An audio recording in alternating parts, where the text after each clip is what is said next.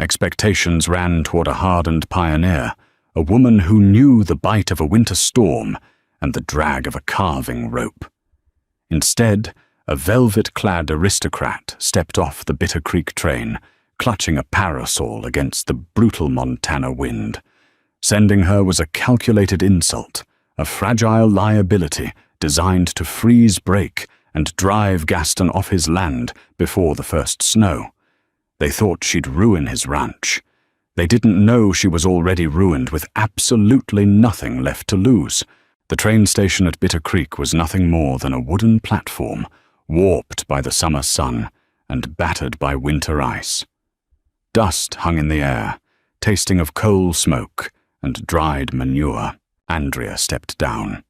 Her boots, thin-soled leather, meant for Boston cobblestones, immediately sank into half an inch of loose dirt. She held her carpetbag with both hands. It was heavy. It held everything she owned in the world, which amounted to 3 dresses, a tin of tea, 2 books, and a pearl-handled hairbrush she hadn't sold, because her mother's initials were carved into the silver backing. She stood straight. The wind whipped her heavy wool skirts around her ankles. Men on the platform stopped unloading freight to stare. They didn't hide their looking. They chewed tobacco and leaned on pitchforks, sizing her up the way they would a prize heifer that had somehow wandered into a slaughterhouse. "You the bride?" The voice was a low rumble. It didn't ask. It demanded. Andrea turned. The man standing at the edge of the platform blocked out the afternoon sun. He was massive, built like the mountains that loomed in the distance, broad, jagged, and unforgiving. He wore a canvas coat stained with grease and something that looked uncomfortably like dried blood. His beard was thick, his hair unruly beneath a battered felt hat. But it was his eyes that caught her. They were a pale, washed-out blue, the color of a frozen lake, and they were utterly devoid of warmth. "I am Andrea Walker," she said. Her voice shook just a fraction, betraying the tight grip she kept on her nerves. Gaston Myers looked her up and down. He didn't bother hiding his disgust. He noted the lace at her collar. He noted the velvet trim on her jacket, already collecting dust. He looked at her gloved hands, small and pristine. "They played me," Gaston said. He didn't say it to her. He said it to the wind. He turned on his heel. "Wagons over here." He didn't offer to carry her bag. Andrea didn't ask. She swallowed the lump in her throat, tightened her grip on the handles, and followed him. The wagon was a rough-hewn thing, hitched to 2 draft horses that looked mean enough to bite. Gaston climbed into the driver's seat without looking back. Andrea wrestled her carpetbag over the wooden sideboard. It fell with a heavy thud. She gathered her skirts and tried to climb up, but the wheel hub was slick and her boots lacked tread. Her foot slipped. She barked her shin against the iron axle. Pain flared hot and sharp, but she bit her lip, tasting copper. She hauled herself onto the wooden bench beside him. Gaston snapped the reins. The horses jerked forward. Andrea slammed back against the wooden seat. The ride was an hour of bone-rattling silence. The town of Bitter Creek vanished behind them, replaced by an ocean of scrub grass, sage, and rising foothills. The sky out here was too big. It made Andrea feel microscopic. In Boston, the buildings hemmed you in, kept you contained. Here the horizon stretched until it broke against the jagged teeth of the Rocky Mountains. "Hartley Vasquez sent you," Gaston said finally. He didn't look at her. His gaze remained fixed on the ears of his offside horse. "Mr. Vasquez facilitated the arrangement," Andrea said carefully. "Vasquez owns the bank that holds the note on my lower pasture," Gaston said. His voice was flat. "He knows the Homestead Act requires a man to be married and have a habitable dwelling to claim the upper 100 acres. He also knows I requested a farm widow from Ohio. Someone who could pull a plow if the mule died." He finally turned his head to look at her. The contempt in his pale eyes was physical. It felt like a slap, He sent you because he knows you won't last a week. You'll freeze, or you'll cry, or you'll demand to go back to whatever parlor you crawled out of. And when you leave, I lose the claim. Vasquez gets the land and the water rights." Gaston faced forward again. "When the wagon stops, you can stay in it. I'll drive you back to the station in the morning." Andrea looked down at her gloved hands. Her knuckles were white under the silk. Vasquez had indeed arranged this. Vasquez, who had stripped her father of his business, driven him to an early grave, and left Andrea destitute. Vasquez had offered her a ticket west, and a small stipend to marry a mountain man with a bonus waiting if she returned within a month. Vasquez thought she was a pawn. Gaston thought she was a parasite. "I'm not going back to the station," Andrea said. Her voice was quiet. Gaston snorted, a harsh, ugly sound. "We'll see." The cabin wasn't a home. It was a shelter. It sat in a clearing carved out of a dense stand of lodgepole pines. The logs were chinked with dried mud. The roof was sod sprouting a sad patch of yellow weeds. Inside it smelled of stale ashes and unwashed wool. There was one room. A cast-iron stove sat in the center. A table made of split logs occupied a corner. The bed was a wooden frame strung with rope holding a mattress stuffed with pine needles. Gaston unhitched the horses and turned them out into a corral. He didn't come inside. He walked past the cabin carrying an axe and disappeared into the trees. Andrea stood in the center of the room. The silence was absolute. There was no traffic, no ticking clocks, no voices. Just the wind pushing against the log walls. She set her carpet bag on the rough-hewn table. Dust plumed into the air. She took a slow, deep breath. Panic fluttered in her chest, a trapped bird battering against her ribs. She was 3,000 miles from the only life she had ever known, married by proxy to a man who despised her, living in a dirt-floored shack. "You can cry," she told herself. "No one is here to see it." But the tears didn't come. Crying was for women who had someone to comfort them. Andrea had a stove to light. She removed her velvet jacket. She folded it meticulously and placed it in her carpet bag. She unbuttoned the cuffs of her blouse and rolled them up. She walked over to the stove. Beside it sat a wood box, mostly empty, containing a few chunks of split pine and some dry kindling. It took her 4 matches to get a fire going. She singed her thumb on the cast-iron door, the burn blistering instantly. She hissed, sucking on the pad of her thumb, and looked around for water. There was a bucket on a bench near the door. It was empty. Andrea stepped outside. The sun was dipping behind the mountains, and the temperature was plummeting. The wind bit through her thin cotton blouse. She spotted a creek winding behind the cabin, a thin ribbon of black water, cutting through the frost-rimed grass. She took the wooden bucket and walked down the embankment. The mud was slick. Her leather boots offered no traction. She slid, catching herself on her hands, burying her palms in the freezing muck. She knelt by the water. She scrubbed the mud from her hands. The water was so cold it felt like knives driving into her bones. Her fingers cramped, turning a violent shade of red, then an eerie, bloodless white. She filled the bucket.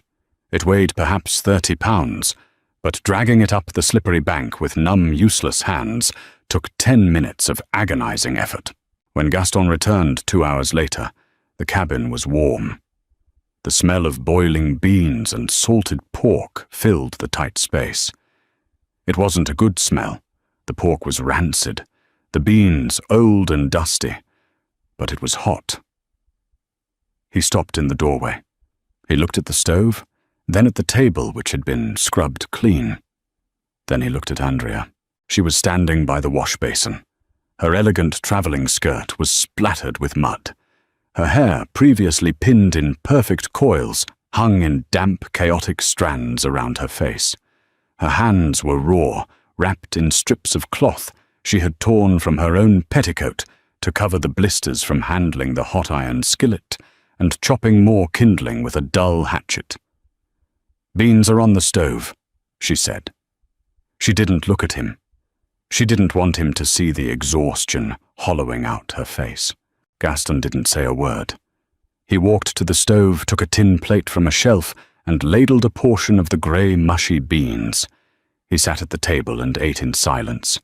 He ate mechanically for fuel, not pleasure. Andrea watched him from the corner of her eye. He was waiting for her to break. He was waiting for the tantrum, the tears, the demands for a soft bed and a ticket home. When he finished, he stood up, took his plate outside, and scraped the remainder to the dog that slept under the porch. He walked back in, pulled his boots off, and tossed his heavy coat over a chair. "I sleep on the floor," he said, gruffly, gesturing to the rope bed. "You take the mattress. Tomorrow the wagon leaves at dawn." "I won't be on it," Andrea replied. Gaston paused, unbuttoning his shirt. He looked at her, truly, looked at her for the first time since the train station. He saw the mud.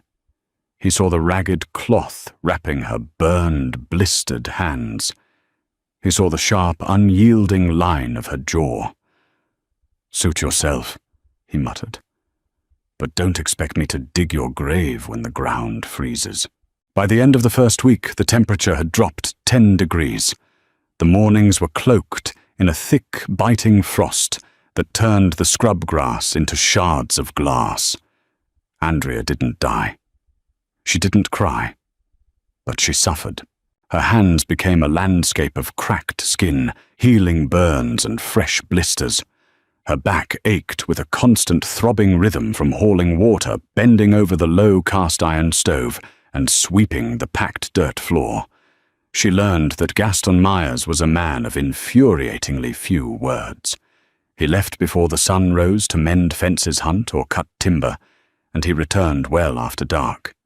He expected nothing from her, demanded nothing from her, and gave her nothing in return. It was an isolating, brutal existence. Yet Andrea found a strange rhythm in the suffering.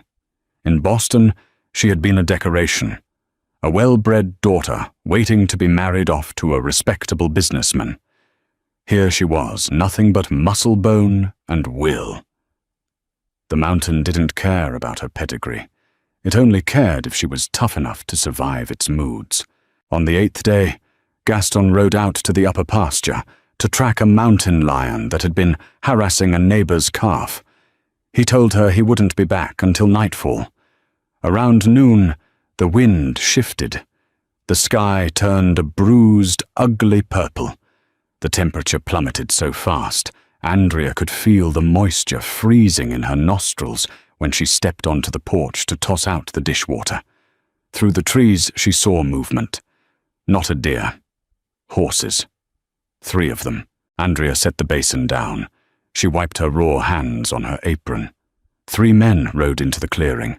They didn't look like cowboys or homesteaders. Their gear was too clean, their coats too heavy. They rode right up to the cabin, stopping inches from the small porch. The lead rider tipped his hat. He had a cruel, narrow face with a scar cutting through his left eyebrow. "Afternoon, ma'am. We're looking for Myers." "He isn't here," Andrea said. Her voice was steady, though her heart hammered against her ribs. The man smiled. It didn't reach his eyes. "That's a shame. We come on behalf of Mr. Vasquez. Just wanted to check on the property. Make sure the claim was secure." He looked at the sagging roof of the cabin, then at Andrea, his eyes lingering on her muddy boots and frayed skirt. "Mr. Vasquez heard you might be struggling out here. Said a lady like yourself shouldn't be freezing to death in a dirt shack. He sent us to escort you back to town. Train leaves at 4. "I am perfectly fine," Andrea said. "You can tell Mr. Vasquez his concern is misplaced." The second rider, a massive man with a thick neck, spat a stream of tobacco juice onto the porch, inches from her boots. "Ain't a request, lady. Vasquez says the bride goes back. The bride goes back.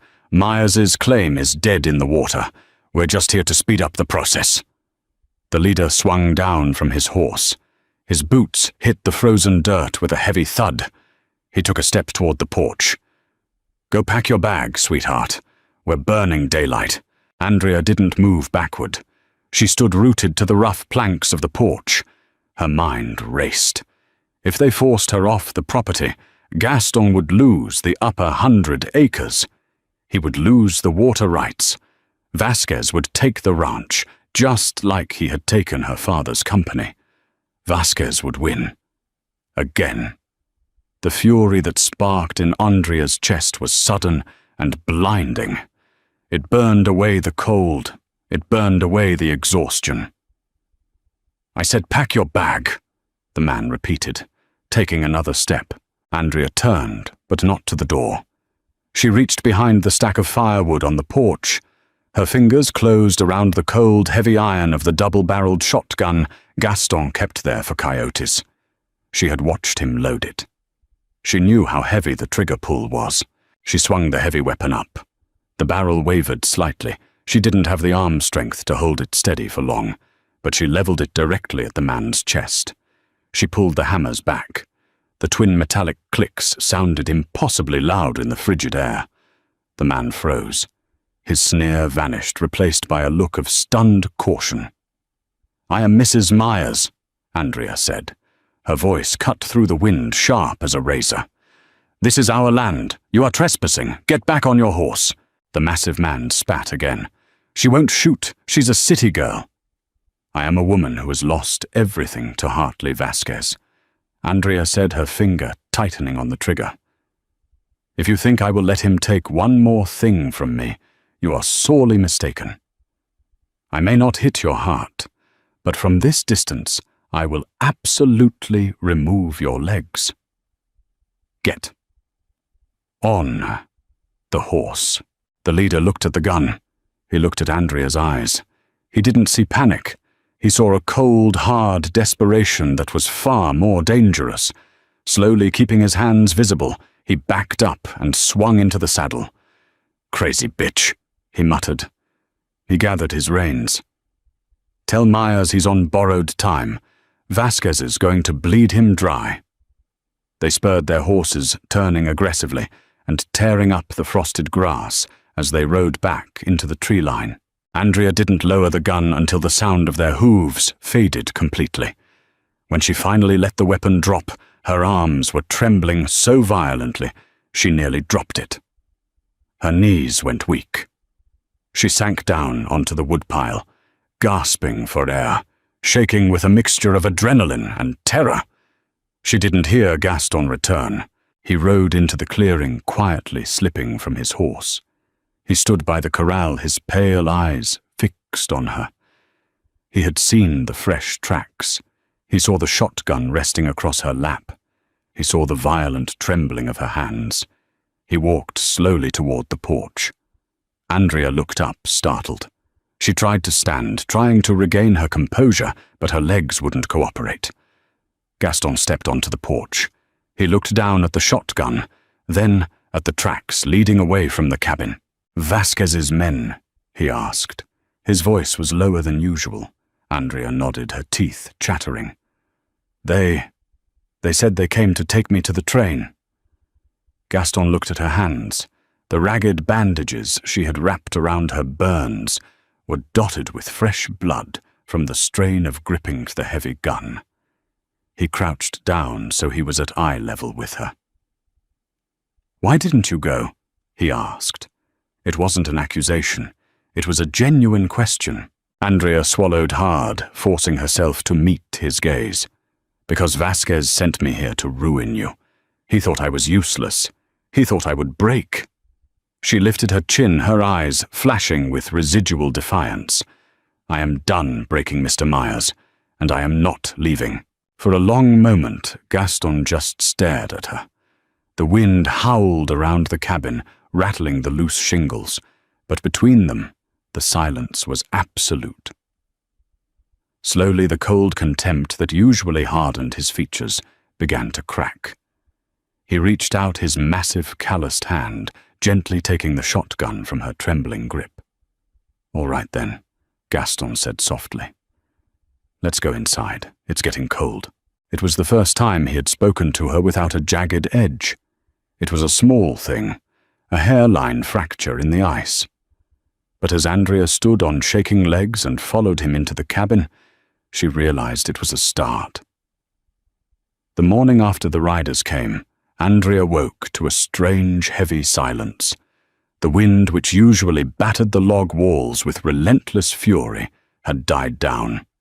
The air inside the cabin was freezing, the fire having burnt down to grey ash in the night. She shoved the heavy wool blankets aside and swung her legs over the edge of the rope bed. Her boots were gone. She frowned, looking under the bed. The thin-soled, Boston-made leather boots she had ruined in the mud were nowhere to be found.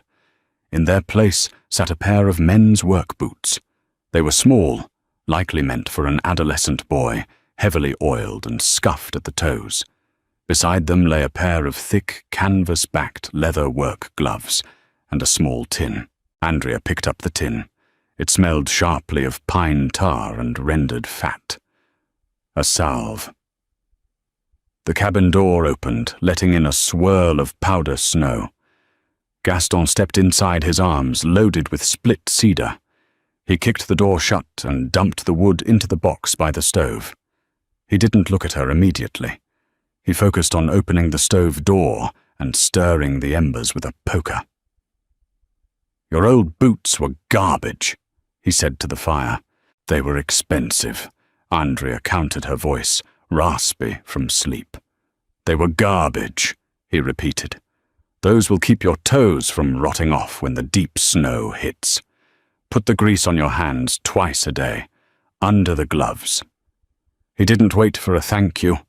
He grabbed the coffee pot, scooped grounds from a burlap sack, and set it on the cast iron. Andrea slipped her feet into the boots. They were a little loose, but the thick wool lining felt like a furnace against her frozen skin.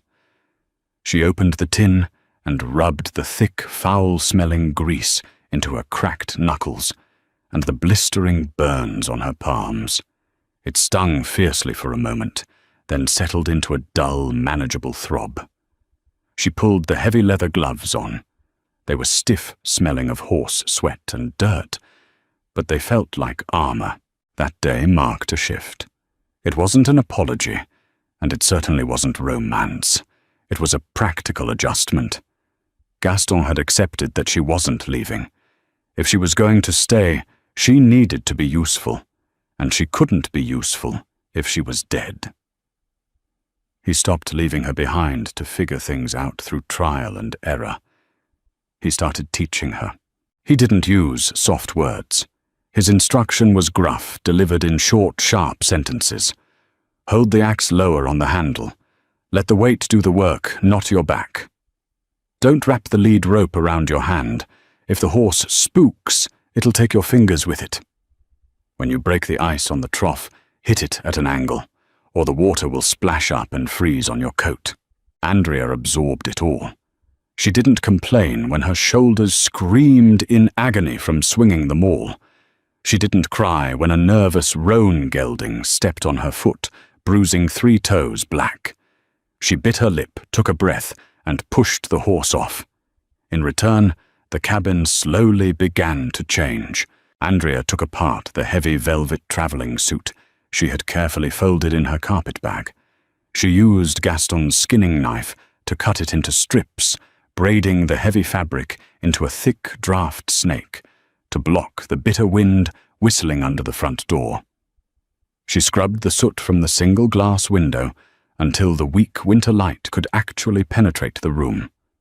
She found a sack of dried apples in the root cellar and boiled them down with cinnamon and a splash of Gaston's terrible whiskey, making a compote that hid the taste of the rancid salt pork. One evening in late November, the temperature plunged to 10 below zero. The logs of the cabin popped and cracked like rifle fire as the sap froze solid inside them. They sat at the table. A kerosene lantern burned between them, casting long, wavering shadows against the chinked walls. Gaston was oiling a bridle, his large hands working the leather with a surprising quiet grace. Andrea was mending a tear in his canvas coat, pushing a heavy needle through the thick fabric with a thimble she had fashioned from a piece of tin. The silence between them was no longer suffocating. It had become a shared space. Gaston paused, the oiled rag resting in his palm. He looked across the table at her. The lantern light caught the hollows of her cheeks.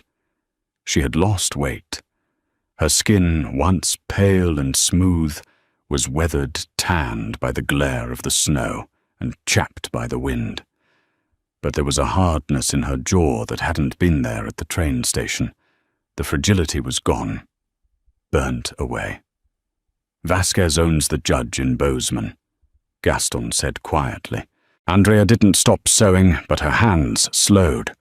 It was the first time he had spoken of Vasquez since the men had come to the porch. The Homestead Act requires a habitable dwelling and continuous residence. Gaston continued his voice, a low rumble. But it also requires the land to be improved. Working agriculture. Vasquez's men will report back that I have a wife who won't leave. The next step will be proving I'm failing the land. If I lose too much stock this winter, he'll petition the land office to revoke the claim based on negligence. Andrea pushed the needle through the canvas, pulled the heavy thread taut and bit it off. She set the coat aside. "How many head of cattle do we have?" 64, Gaston said. "Mostly pregnant heifers. They're wintering in the upper pasture. The timber gives them cover, but if a bad blow comes through, they can get boxed in by the drifts." "Then we don't lose them," Andrea said. It sounded incredibly simple. Gaston huffed a breath that might have been a laugh. "Winter out here doesn't care about your stubbornness, Andrea." It was the first time he had used her name. The sound of it spoken in his rough, gravelly voice sent an unexpected jolt through her chest. It wasn't a taunt. It was an acknowledgement.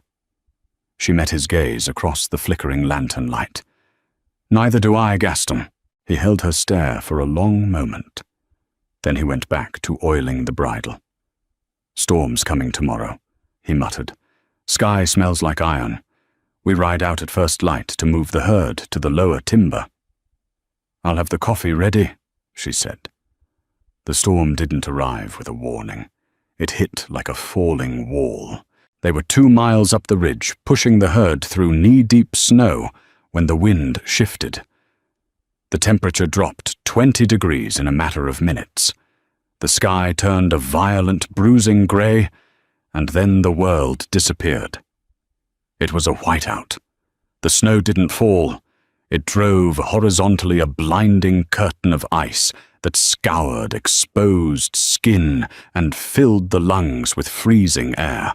Andrea was on a sturdy bay mare Gaston had saddled for her. She had her scarf pulled up over her nose, her hat pulled down hard, but the cold was absolute. It sank into her bones, numbing her fingers inside the thick leather gloves. The world shrank to the tail of Gaston's horse in front of her, and the dark, moving shapes of the cattle flanking them. "Keep them moving," Gaston shouted. His voice was barely a whisper against the roaring wind. "If they bed down now, they'll freeze to the ground." Andrea swung her coiled rope, slapping it against her heavy canvas chaps. The sharp crack urged a lagging red heifer forward. The cow let out a pitiful lowing sound, slogging through the rising drifts. They fought for every yard. The wind screamed through the lodgepole pines, snapping branches that fell like artillery fire around them. Andrea couldn't feel her feet. Her eyelashes were frozen together, forcing her to constantly blink to clear the ice. The cold was a physical weight pressing down on her shoulders, begging her to stop to rest, to close her eyes for just a minute. No. She spurred the bay mare forward. Suddenly Gaston's horse reared, spooked by a massive crack of timber. Gaston fought the reins, calming the animal, but the line of cattle broke. Several heifers panicked, turning away from the wind and bolting back up the ridge toward a steep ravine. "Damn it!" Gaston roared. He spurred his horse after the stragglers. "Keep the main herd moving down. Don't let them turn." He vanished into the blinding white. Andrea was alone. Panic, cold and sharp, flared in her chest. She couldn't see the cabin. She couldn't see the lower timber. She only had the vague downhill slope of the land to guide her. She rode back and forth across the rear of the herd, shouting, swinging the rope. Her voice was raw, torn to shreds by the freezing wind. The cows were exhausted, moving slower and slower, the snow piling up on their broad backs. 10 minutes passed, then 20. Gaston didn't return. Andrea pushed the herd into the shelter of a dense grove of cedar trees. The wind howled above them, but the heavy branches broke the worst of the snow. The cattle huddled together, heads down, steaming in the freezing air. She sat on her horse, shaking violently. The cold was moving past pain and into a terrifying, heavy numbness. Where is he? She could stay here. The cattle were sheltered. She could wait for the storm to break. That was the safe, logical choice. But Gaston was out there. In a whiteout.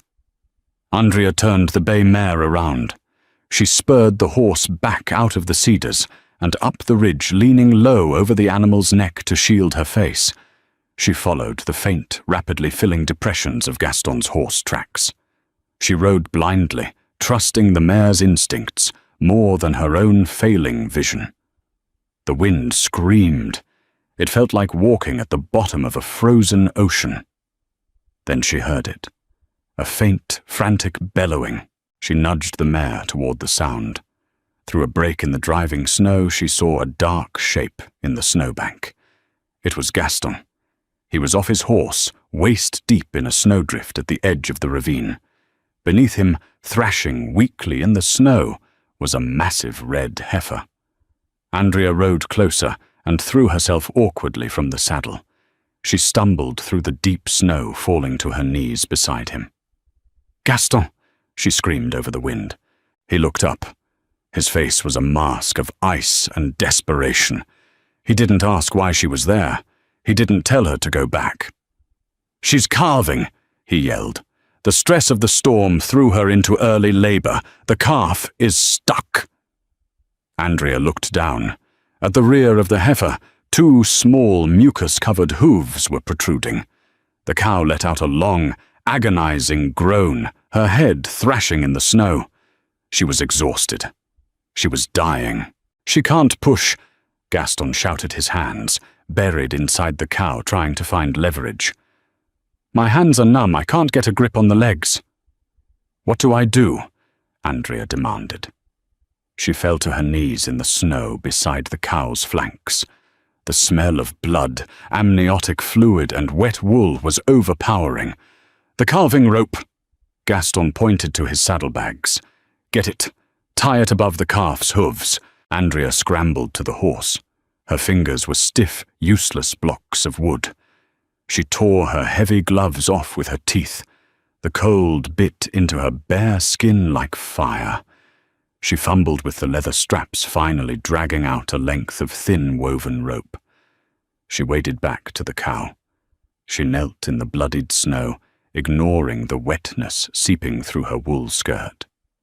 She grabbed the slippery, freezing hooves of the unborn calf. "Hurry!" Gaston roared. "The cow's heart is giving out." Andrea looped the rope. Her bare hands slipped on the fluid. She cursed a harsh, unladylike sound and tried again, pulling the slipknot tight against the fragile bone of the calf's legs. "Got it!" she screamed. "Wrap the rope around your hands," Gaston commanded. He moved behind her, wrapping his massive arms around her waist, planting his boots deep in the snowpack. "When she contracts, pull like your life depends on it." The heifer groaned, her massive body tensing. "Now!" Gaston bellowed. Andrea pulled. The rough rope bit deeply into her bare, blistered hands, tearing the skin open. She screamed from the pain, throwing her entire weight backward. Gaston pulled with her, his strength anchoring them both. The calf didn't move. "Again!" Gaston yelled. The cow heaved. Andrea gritted her teeth, tasted blood where she bit her lip and pulled. Her muscles screamed. Her spine felt like it was snapping. She pulled until her vision spotted black, until the roar of the wind was drowned out by the roaring in her own ears. With a sickening wet slide, the calf came loose. Andrea flew backward into the snowbank, Gaston collapsing behind her.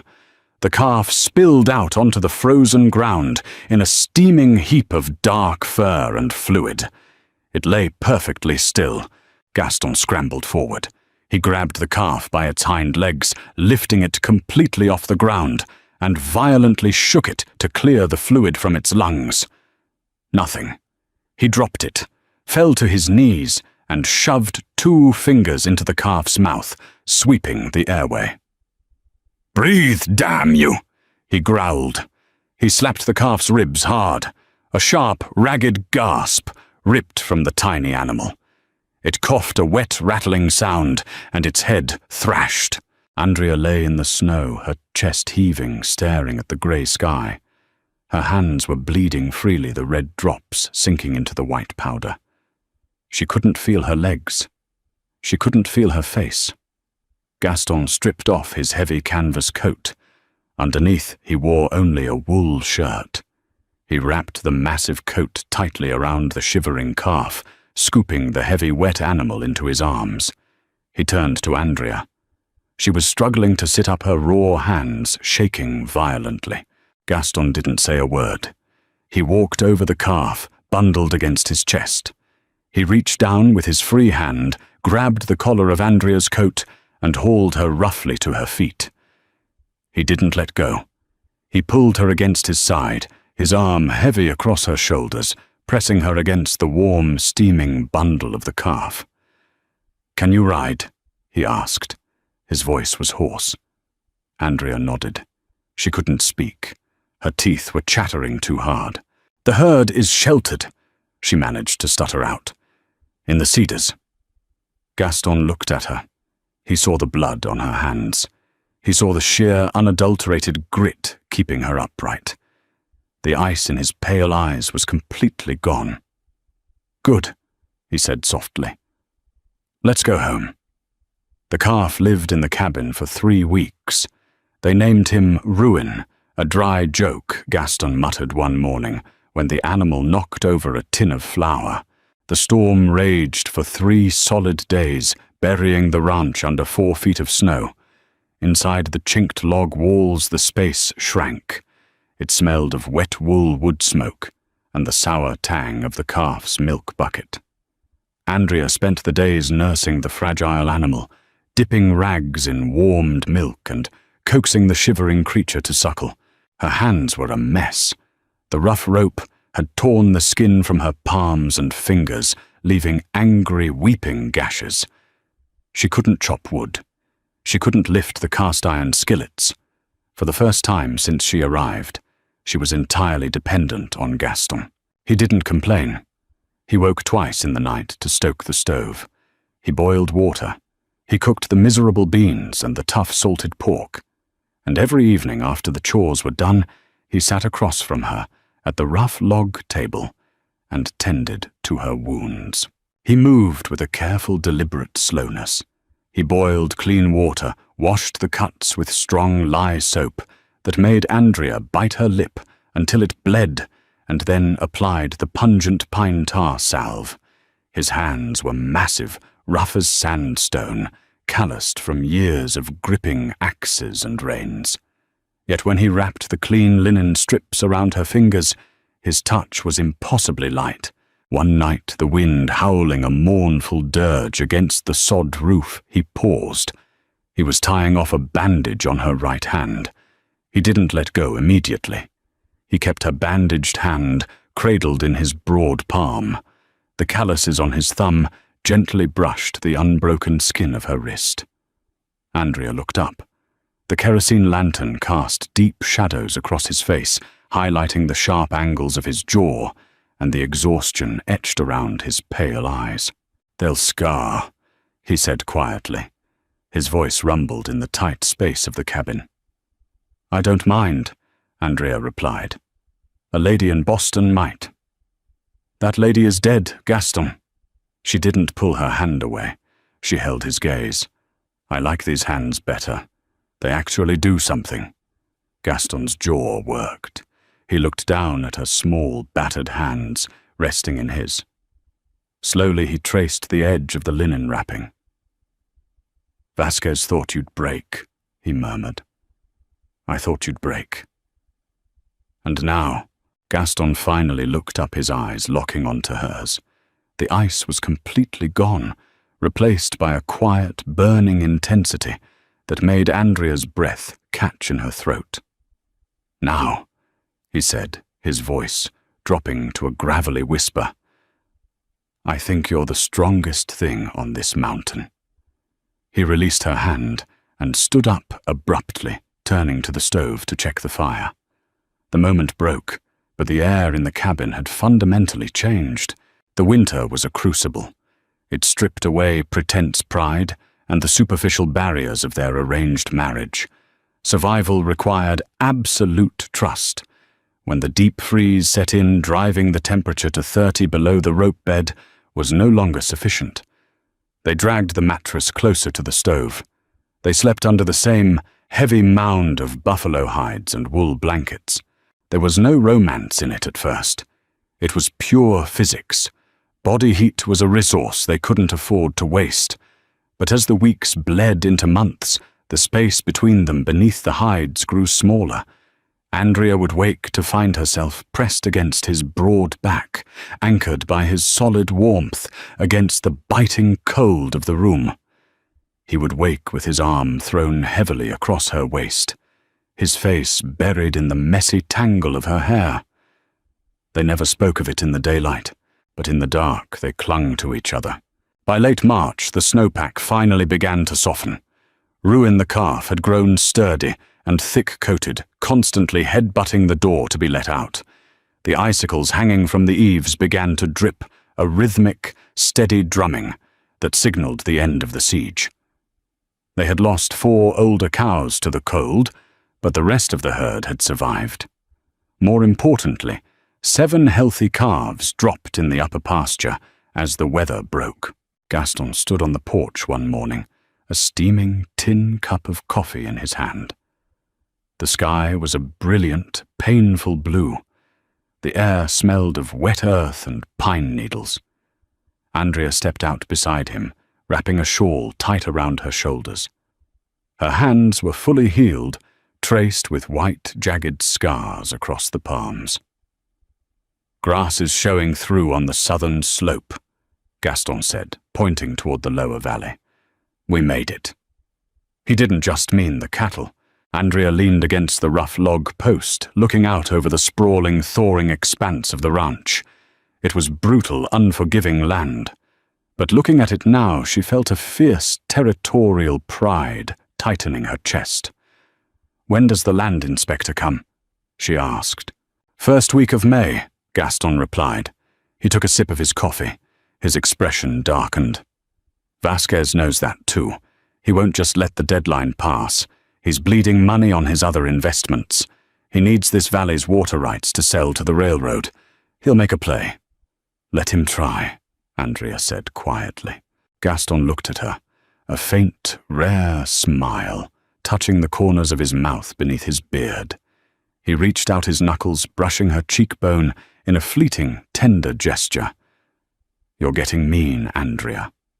I had a good teacher. Spring hit the Montana territory, not with a whisper, but with a roar. The creeks swelled with ice melt, tearing down the mountainsides in churning torrents of brown water. The scrub grass turned a vivid, aggressive green. The world was waking up hungry and violent. For a month, peace held. Gaston and Andrea worked side by side repairing the winter damage. They mended the roof, strung new barbed wire along the lower boundary, and branded the new calves. The work was exhausting, but they moved in a synchronized rhythm. They didn't need to speak to know what the other needed. When Gaston was pulling wire tight, Andrea was already there with the fencing pliers. When she was hauling water, he was taking the buckets from her hands before she reached the porch. The inspector from the Bozeman Land Office was due on a Tuesday. On Monday morning, the sky was clear, The wind was quiet, and the cattle were grazing peacefully in the lower valley. It was too quiet. Gaston was saddling his buckskin gelding by the corral when he stopped. He stood perfectly still, his head tilted slightly, listening. Andrea was carrying a basket of wet laundry to the line. She saw him freeze. "What is it?" she called out. "Water stopped," Gaston said. His voice was tight. Andrea frowned. She walked toward the edge of the clearing where the creek usually rushed over slick black stones. The creek bed was mostly exposed mud. Only a thin, sluggish trickle of water remained. "The snowpack is still melting," she said, setting the basket down. "It shouldn't be dry." "It's not dry," Gaston growled, pulling his rifle from the saddle scabbard and checking the chamber. "It's damned. Someone blocked the upper fork to flood the ravine and starve the lower pasture. If the inspector sees a dry creek bed, he'll rule the land unsuitable for agriculture. Vasquez wins." He swung into the saddle. His face was hard, the ice back in his eyes. "I'm coming with you," Andrea said, already turning toward the barn to grab the bay mare's bridle. "No!" Gaston snapped. "If it's Vasquez's men, they'll be armed. Stay here. Keep the shotgun loaded. If anyone rides into this clearing that isn't me, you put a hole in them." He didn't wait for her to argue. He spurred the buckskin, kicking up chunks of mud as he tore out of the clearing, heading straight up the steep timberline toward the creek's source. Andrea watched him go, her heart hammering against her ribs. The silence of the ranch suddenly felt heavy, suffocating. She walked back to the porch, grabbed the double-barreled shotgun from behind the woodpile, and broke it open to ensure both shells were seated. She snapped it shut with a sharp clack. An hour passed.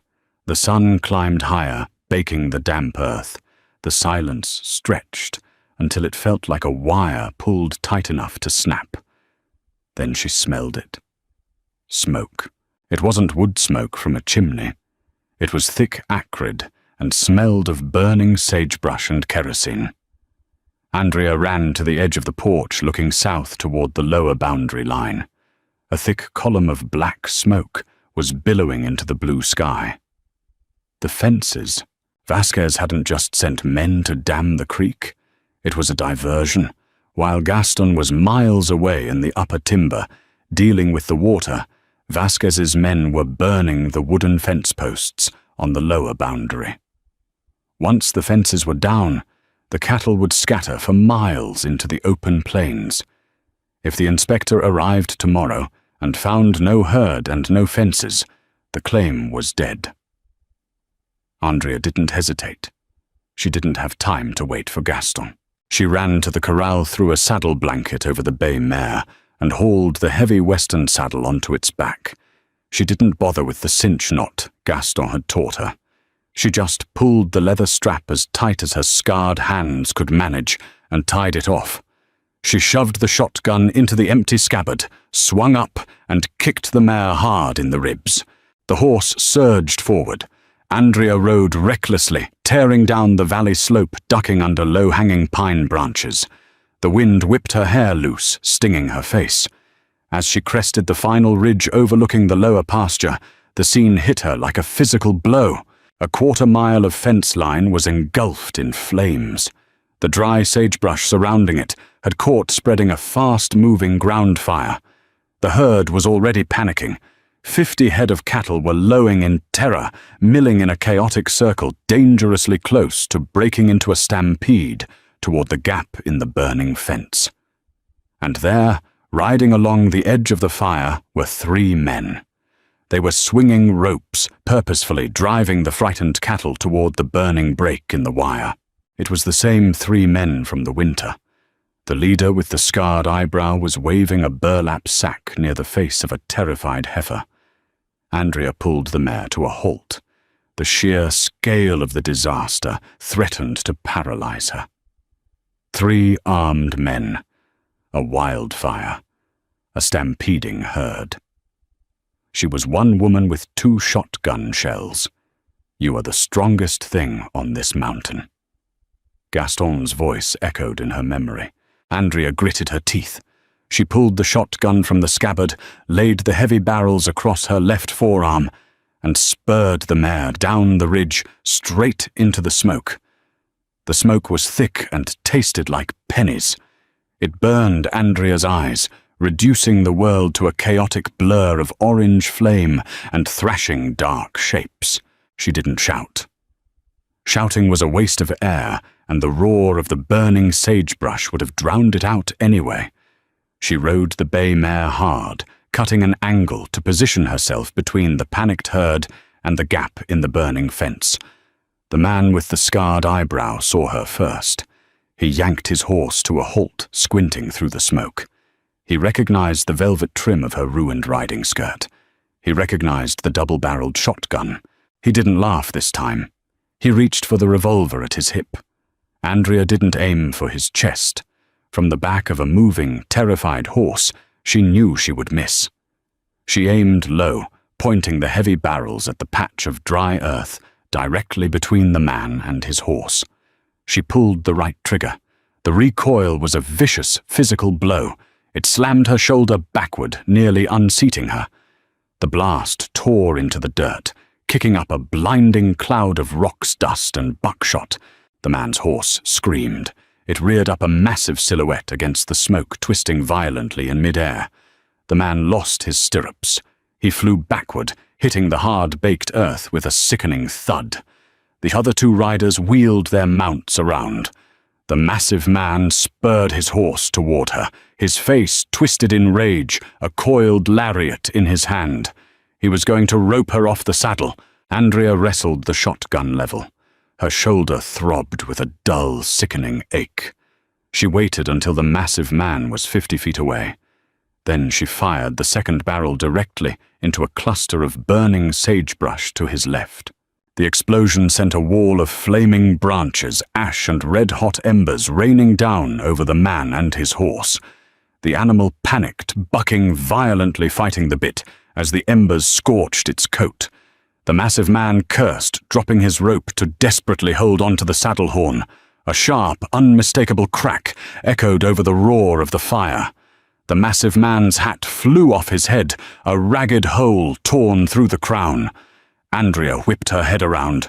Gaston rode out of the thick, black smoke, like something forged in hell.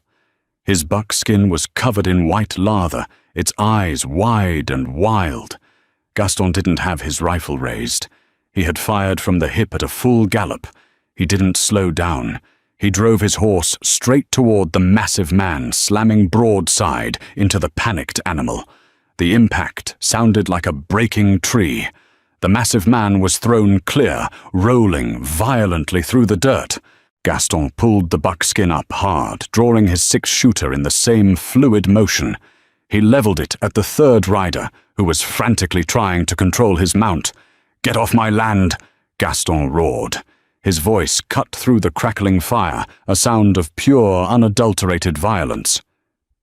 "If I see any of you on this side of the mountain again, I won't aim for the hats." The leader with the scarred eyebrow scrambled to his feet, clutching his ribs. He looked at Gaston's gun, then at Andrea, who was reloading her shotgun with trembling, bloody fingers. They were outmatched, not by numbers, but by sheer, desperate madness. The men grabbed their reins, hauling themselves into their saddles. They didn't look back as they spurred their horses, tearing off toward the town boundary line. They were gone, but the fire remained. The wind shifted, pushing the flames toward the heavy timber of the lower slope.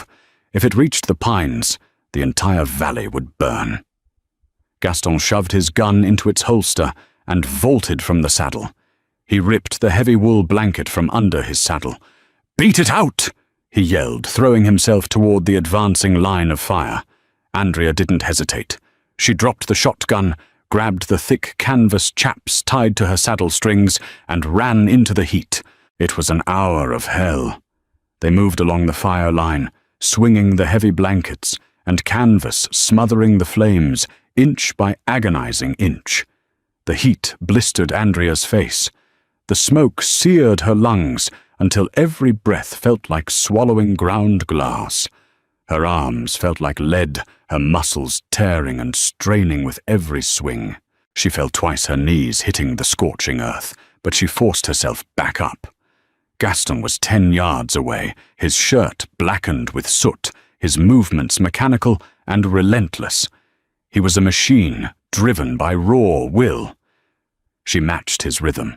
When the last patch of glowing embers finally hissed and died beneath her canvas, Andrea collapsed.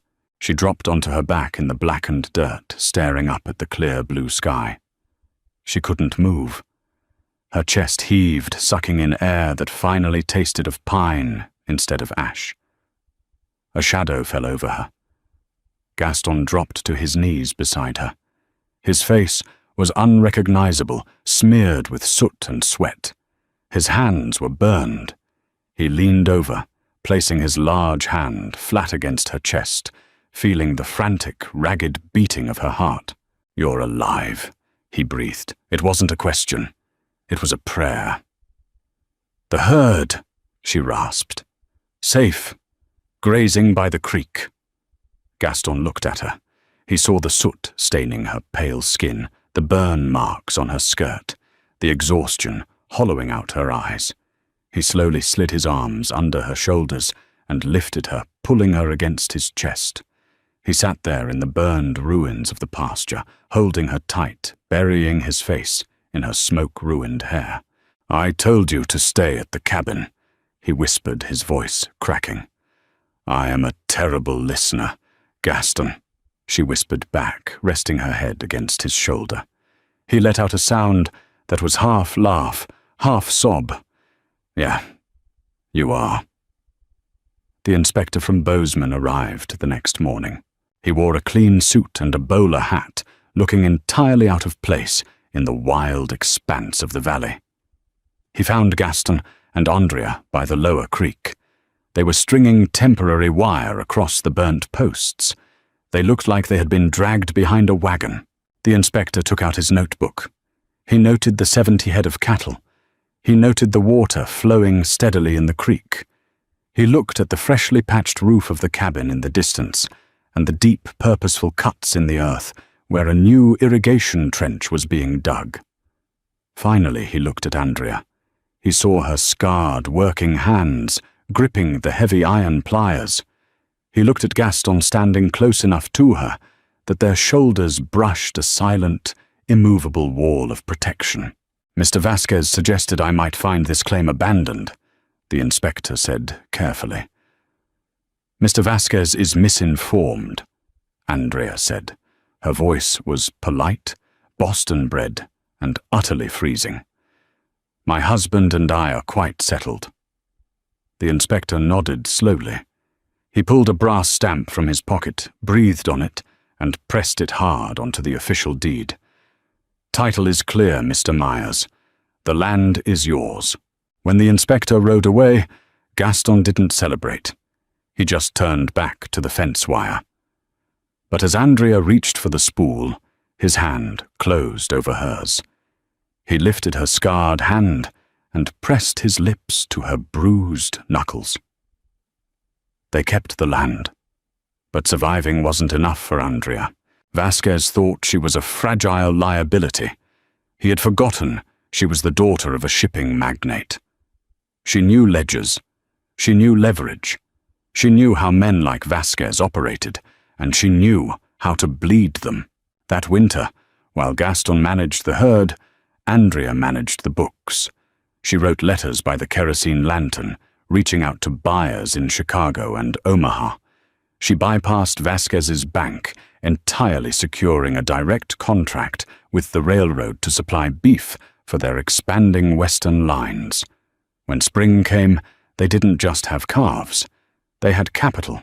Gaston used the money to buy Hereford bulls, crossbreeding them with their hardy longhorns to create stock that could survive the Montana winters and carry twice the meat. Andrea bought the land adjoining theirs, a plot Vasquez had been trying to squeeze out of a desperate homesteader. She paid the homesteader double what Vasquez offered in cash. 5 years later, the dirt-floored cabin was gone. In its place stood a sprawling 2-story house built of river stone and thick hewn timber. It had glass windows, a cast-iron cook stove that didn't smoke, and a wide wraparound porch facing the mountains. The Bitter Creek station now had a dedicated loading chute built entirely to handle the Myers ranch cattle. Vasquez's bank had folded 2 years prior, squeezed out of the valley by the very empire he had inadvertently created. He had left for California a broken man. It was a late October evening. The first frost was creeping down the mountain, turning the grass silver. Andrea sat on the wide porch in a heavy rocking chair. She wore a fine wool dress, but she wore it with heavy leather boots. Her hands held a ledger, the columns filled with black ink, detailing the massive sale they had just finalized in Denver. The heavy front door opened, and Gaston stepped out. He was older, silver threading through his thick beard, but his shoulders were just as broad. He carried 2 mugs of dark, steaming coffee. He handed one to her and leaned against the thick wooden railing, looking out over the thousands of acres that belonged to them. "Trains take the last herd in the morning," he said quietly. Andrea closed the ledger and set it on the small table beside her. "That puts us 20% over last year's profit." Gaston chuckled a low rumbling sound that still settled deep in her chest. "Vasquez sent you to ruin me, Andrea." "I did ruin you, Gaston," she replied, a faint, sharp smile playing on her lips. She held up her mug. "You sleep in a real bed. You drink coffee that isn't made from tree bark. You're terribly soft now." Gaston looked at her. He looked at the fine lines around her eyes, earned from squinting into the sun and the snow. He looked at her hands, permanently scarred from the carving rope, and the fire resting gracefully against the porcelain mug. He stepped away from the railing, knelt beside her chair, and rested his massive hands on the armrests, fencing her in. The ice in his pale eyes had melted years ago. In its place was a fierce, unwavering devotion. "Best thing that ever happened to me," he murmured, his voice thick with emotion. "Being ruined by you." Andrea leaned forward, her forehead resting against his. The wind howled off the mountain, cold and unforgiving, but on the porch, wrapped in the warmth of the man she had built a kingdom with, she felt nothing but peace. If this story of grit survival and unexpected love on the brutal frontier struck a chord with you, don't keep it to yourself. Hit that like button to show your support and share this video with someone who loves a truly grounded, emotionally rich Western drama. Every interaction helps us bring more of these deep, character-driven stories to life.